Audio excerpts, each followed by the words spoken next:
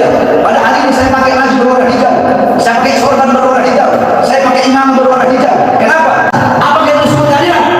Saya yakin tuntutan 5 tahun bukan kemauan mereka, tetapi mereka intervensi oleh atasan mereka. Jadi jangan berbicara untuk keadilan. Tidak ada keadilan. Bohong, dusta, munafik. Sekarang majelis hakim bisa mendudukkan saya di sini. Kelak di akhirat majelis hakim akan didudukkan oleh Allah dan akan diadili oleh Maha Adil, yaitu Allah. Saya yakin, saya pasti diputuskan bersalah. Sebab kenapa? Andaikan majelis hakim yang mulia memutuskan saya tidak bersalah, maka nanti akan terungkap siapa dalang-dalang. La ilaha illallah Muhammadun Rasulullah alaihi salatullah wa alihi wal ahli.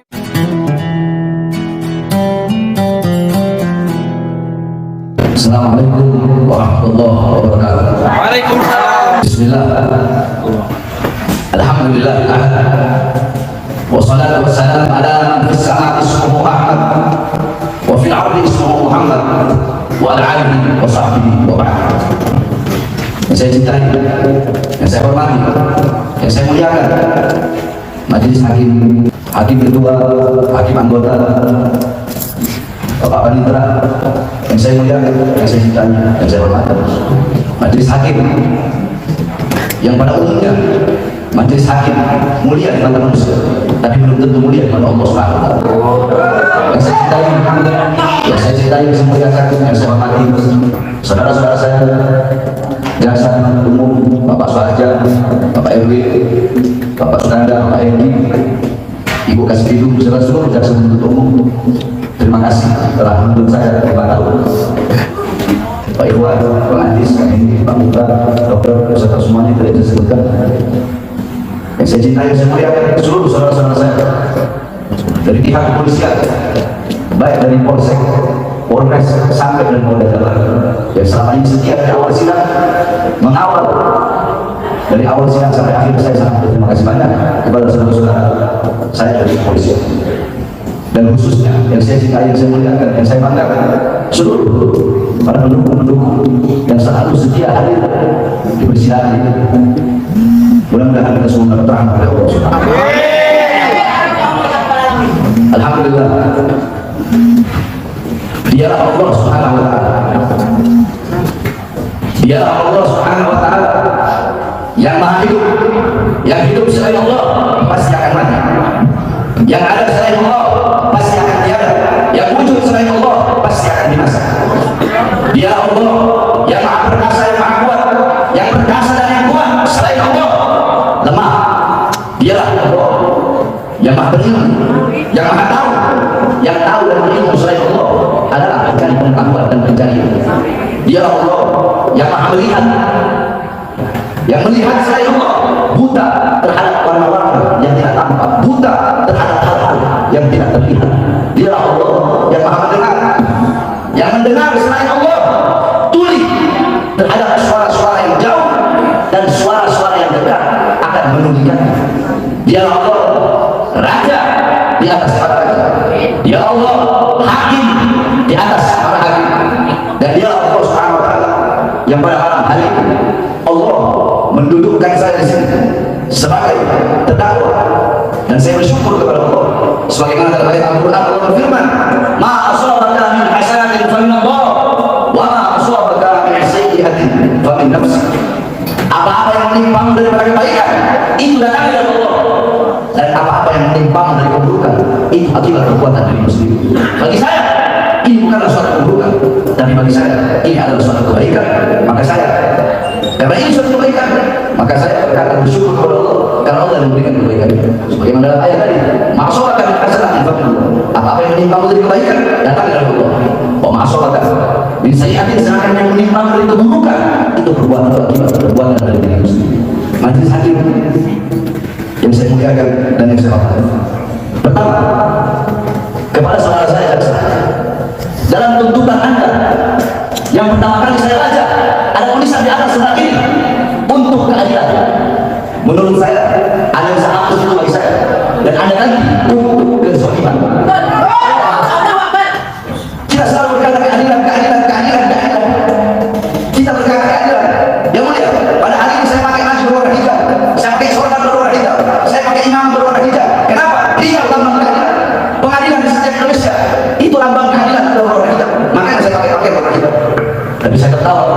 dakwaan yang tertulis untuk keadilan, tetapi nyatanya isinya bohong, kemunafikan, kepalsuan. Yang mulia majelis hakim yang dimuliakan oleh Allah Subhanahu wa taala. Banyak orang berbicara tentang keadilan. Apakah adil seorang penista agama dibiarkan berkali-kali dilaporkan? Apakah itu dalam keadilan? Apakah adil ketika seorang yang mencuri sendal dihukum, sedangkan para koruptor yang mencuri uang triliun kabur tidak dibiarkan? Apakah masih ada keadilan? Apakah adil ketika seorang Kapolda yang baik, ketika seorang Kapolda yang beriman kepada Allah, yang menutup pabrik minuman keras dipindahkan hanya karena kebaikan? Apakah adil Kapolda Jawa Kapolda Metro Jaya dipindahkan karena apa? Karena masalah kasus rumah sakit umum dan masalah di Petamburan, sampai Kapolda yang dipindahkan oleh atas. Apakah itu semua keadilan? Saya yakin jasa-jasa di sini Pak Suharto, Pak Sukanda, Pak Erwin, Pak Heki dan yang lain, beliau saya yakin tuntutan 5 tahun bukan kemauan mereka, tetapi mereka diintervensi oleh atasan mereka. Apakah ini semua keadilan? Makanya saya bilang jangan untuk keadilan, tapi untuk kezaliman. Tidak ada keadilan. Bohong orang berkata keadilan, mana keadilan? Saya ditangkap secepat kilat berkali-kali. Apa baru sekali saya diperiksa jadi saksi, langsung saya ditangkap, sedangkan penista agama berkeliaran di luar sana. Terus mau dikatakan saya berbuat apa? Keonaran daring, dan saya ceramah, terus ada berbeda pendapat onar di media sosial, terus saya diadili di sini. Itu tidak adil. Kenapa tidak anda seluruh? Kenapa tidak anda hukum? Kenapa menuntut yang membuat kebohongan besar tentang data yang dimana di situ menimbulkan banyak keonaran daring? Kenapa tidak ditangkap? Kenapa tidak dilaporkan? Apa itu memang keadilan? Kenapa banyak pejabat yang berbohong, yang berdusta, yang ingkar janji? Bukankah ingkar janji itu satu kebohongan? Memang kita bohong. Yang di dalamnya di sini juga ada keonaran daring, bahkan bukan hanya keonaran daring. Begitu banyak rakyat yang susah, rakyat yang gambar. Apakah ini disebut keadilan? Jadi jangan berbicara untuk keadilan. Tidak ada keadilan. Bohong, dusta, munafik. Saya ngomong tidak ada dari itu. Saya berbicara apa tadi? Saya berbicara dari hati. Saya berbicara dari bikin-bikin, dari setting-setting, sebagaimana jaksa. Yang mulia, ketika saksi yang dihadirkan oleh para jaksa, saksi-saksi, semua saksi yang dihadirkan, yang mulia bertanya, pengacara bertanya, saya bertanya. Tapi ketika saksi-saksi dari kami dihadirkan, tidak ada sama pun dari jaksa yang bertanya. Kenapa jaksa tidak bertanya? Apakah sudah disetting dulu? Aku berapa dengan bertanya? Bapak itu harus bertanya. Nggak perlu ditanya juga, apakah seperti itu? Kenapa jaksa tidak bertanya kepada saksi-saksi yang kami hadirkan? Sedangkan saksi-saksi yang dihadirkan jaksa, kami bertanya. Kenapa? Karena kami mencari kebenaran, bukan pembenaran. Apakah bisa ada keadilan? Yang pertama juga, yang ingin saya sampaikan, bahwa di sini penuntut umum berkata tidak sependapat dengan ahli Dr. Muzakir yang berpendapat dalam menyiarkan berita tersebut haruslah melalui alat siar seperti radio, televisi, alat siar lainnya. Dan terkait penyiaran telah diatur dalam Undang-Undang Nomor 32 Tahun 2002 tentang penyiaran, di mana dalam undang-undang tersebut telah diatur lembaga penyiaran, sehingga menurut ahli kata penyiaran dalam Undang-Undang Nomor 1 Tahun 1999 sudah tidak relevan lagi karena sudah ada undang-undang tentang penyiaran tahun 2002. Oleh karenanya pasal 14 Undang-Undang Nomor 1 Tahun 1942 tidak berlaku terhadap semua orang kecuali terhadap orang yang menyiarkan. Bahwa jika pasal 14 Undang-Undang Nomor 1 Tahun 1942 dimaksud sebagai aturan untuk mengatur penyiaran, maka tentunya undang-undang tentang penyiaran akan mencabut dan menyatakan tidak berlaku lagi pasal tersebut karena terhadap undang-undang penyiaran baru, yaitu Undang-Undang Nomor 24 Tahun 1997 yang telah diubah Undang-Undang Nomor 32 Tahun 2002 tentang penyiaran. Bahwa dalam masih berlakunya pasal 14 Undang-Undang Nomor 1 Tahun 1942 menurut penuntut umum tentunya masih ada perbuatan menyiarkan yang tidak tercakup dan tidak terjangkau oleh undang-undang penyiaran. Dengan demikian penuntut umum tidak sependapat dengan ahli Dr. Muzakir SIMA yang menyatakan dalam perkara ini seharusnya diterapkan adalah undang-undang penyiaran. Ini kan berarti jaksa penuntut umum mengapa inti daripada ini berarti kalau sudah ada undang-undang baru, undang-undang apa? Kok ada hapus? Saya bahas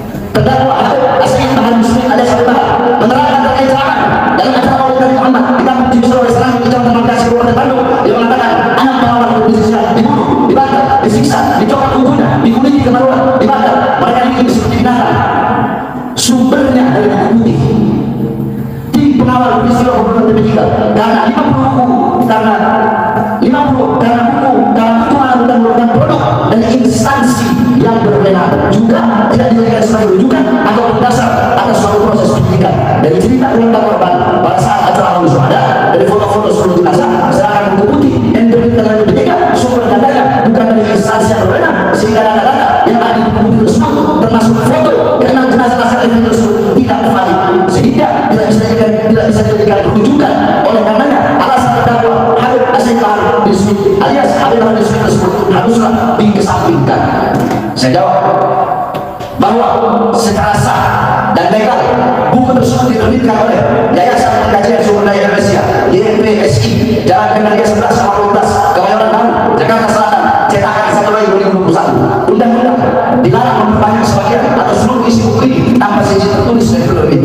Apa ISBN dengan nomor 978 602 616 8962 bahwa ISBN tersebut secara resmi dikeluarkan oleh negara melalui Perpustakaan Nasional Republik Indonesia, dan bahwa menurut Yahya Al-Qurtubi, anggota tim DP3, bahwa DP3 mengambil data bukan hanya primer saja, melainkan diambil juga data secara sekunder dan tersier. Majelis Hakim yang mulia, intinya bahwasanya dakwaan dari JPU, intinya JPU mengatakan saya bohong, berarti JPU meyakini bahwasanya oknum polisi 2 orang yang menembak itu benar, begitu. Berarti saya juga akan bohong. Jadi sampai dari bahasa bohong. Saudara, majelis hakim yang dimuliakan Allah SWT. Saudara-saudara jaksa penuntut umum, jika percaya, jika yakin kepada polisi, institusi kepolisian, oknum polisi yang membunuh anak laskar hanya ditembak, tidak dibantai, tidak disiksa, tidak ada luka, itu kepercayaan daripada dakwaan jaksa menurut sumber instansi yang berwenang, instansi yang berwenang. Kemudian diotopsi di rumah sakit institusi kepolisian yang mengeluarkan surat visum institusi kepolisian. Bahkan 2 oknum polisi yang menembak jelas-jelas Komnas HAM mengatakan itu termasuk pelanggaran HAM, malah dibebaskan. Apa itu namanya keadilan? Nah, jika jaksa penuntut umum memiliki hak untuk percaya, kenapa saya tidak memiliki hak untuk percaya kepada cerita-cerita keluarga korban yang jujur, yang ikhlas? Andaikan mereka orang fasik, saya orang tahu, saya tidak gampang untuk menerima suatu cerita, tidak bakal langsung saya terima. Dan foto-foto saya tidak dapat dari DP3 hanya saya baca saja. Foto-foto video sudah ada jauh sebelum buku DP3 ini diluncurkan. Foto-foto video itu dari pihak keluarga ada, dari pihak yang dari pihak keluarga, dari pihak pengacara, bukan dari DP3. Foto dan video jelas di situ, dan di sini yang sudah kita bongkar semuanya di fakta persidangan. Contoh, Dr. Asri Andi Octavian, foto yang ditunjukkan oleh Dr. Asri yaitu jenazah Andi Octavian, di belakangnya tidak ada kulit yang terkelupas sama sekali. Di foto kami pun Andi Octavian kulitnya tidak terkelupas, yang terkelupas adalah kulit yang lain, tapi kulit Andi Octavian tidak terkelupas, sama persis. Nah, kenapa hanya foto? Kemudian ketika ditunjukkan di depan majelis hakim foto almarhum Faiz yang di sini ada luka, apakah kan sama luka yang ditunjukkan oleh dokter yang botak laki-laki forensik itu dengan foto yang ditunjukkan? Sama, ada bekas-bekas luka di sini, bahkan itu semua mereka melakukan pemeriksaan. Kemudian ketika saya jebak si ahli forensik, saya bilang dari orang-orang yang dari sebab kalau tidak saya pakai mati, tidak pakai dalam waktu itu karena langsung jadi semua bohong. Nah, pertanyaan saya, siapa yang menyebabkan kebohongan? Saya atau apa jaksa atau dapat hanya dari jaksa? Bahkan saya berani mengatakan dia kebohongan adalah oknum penguasa yang ingin menguasai seperti itu. Yang paling banyak melakukan kebohongan adalah oknum penguasa yang ingin menguasai sepertinya.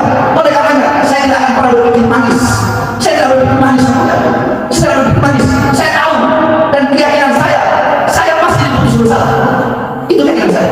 Saya pasti diputus bersalah dalam kasus ini. Kenapa? Karena 2 orang oknum polisi yang menembak itu mereka dibebaskan. Berarti mereka benar. Kalau mereka benar berarti saya salah. Saya yakin tidak mungkin yang mulia memutuskan saya benar. Tidak mungkin. Saya yakin saya pasti diputuskan bersalah. Sebab kenapa? Andaikan majelis hakim yang mulia memutuskan saya tidak bersalah, maka nanti akan terungkap siapa dalang-dalang pembantaian kain yang saya yakin saya pasti diputus bersalah dalam hal itu. Itu keyakinan saya. Saya berpikir baik yang mulia, saya tidak berpikir manis, dan jiwa saya sudah berjuang. Dimanapun diletakkan, tetap saya akan bertahan. Saya tidak peduli seberapa besar tuntutan, seberapa besar ancaman, seberapa besar hukuman, tetap saya akan tegak berdiri, tidak akan pernah menundukkan kepala untuk melawan kezaliman, melawan ketidakadilan, melawan kebenaran, demi membela bangsa, demi membela agama, demi membela rakyat, demi membela Indonesia. Jangankan hanya di penjara, nyawa saya, jiwa saya murah harganya. Yang terakhir yang mulia, ingin saya ingatkan diri saya sendiri. Pertama, saya ingatkan diri saya, wahai bahan miskin, wahai bahan miskin, segala perbuatan yang engkau lakukan wahai bahan akan diminta pertanggungjawaban. Hei bahan, kamu kelak bahan di akhirat kamu diminta pertanggungjawaban perkara hal-hal yang tidak tampak, yang tersembunyi semua pada hari itu terbuka. Bagus yang pertama kali. Saya ingatkan diri saya. Kedua, saya ingatkan kepada dua sama beberapa kata. Saat ini Anda membela saya. Kalau saya benar, Anda mendapatkan pahala dari Allah. Tapi jika saya salah, maka Anda akan diminta bertanggung jawab oleh Allah karena membela orang yang salah. Yang ketiga, saya ingatkan kepada jasa. Anda sekarang menuntut saya, besoknya Anda akan dituntut oleh sama penuntut, yaitu Allah Subhanahu wa Ta'ala. Terakhir saya ingatkan majelis hakim yang mulia. Sebagaimana saya ingatkan diri saya. Sekarang majelis hakim bisa mengadili saya. Sekarang majelis hakim bisa mendudukkan saya di sini. Kelak di akhirat majelis hakim akan didudukkan oleh Allah dan akan diadili oleh Maha Hakim, yaitu Allah. Paling tinggi hakim. Tidak ada pangkat pada hari itu. Tidak ada jabatan pada hari itu. Allah raja dan hakim pada hari itu. Dan majelis hakim akan diminta jawab oleh Allah Subhanahu wa Ta'ala. Dan saya tutup pledoi lisan saya ini. Anak bahar Hafidu Sayyidina Mustafa al-Mukhtar. Anak bahar Hafidu Ali bin Abi Thalib Hasan al-Hunayn wal-Badr. Anak bahar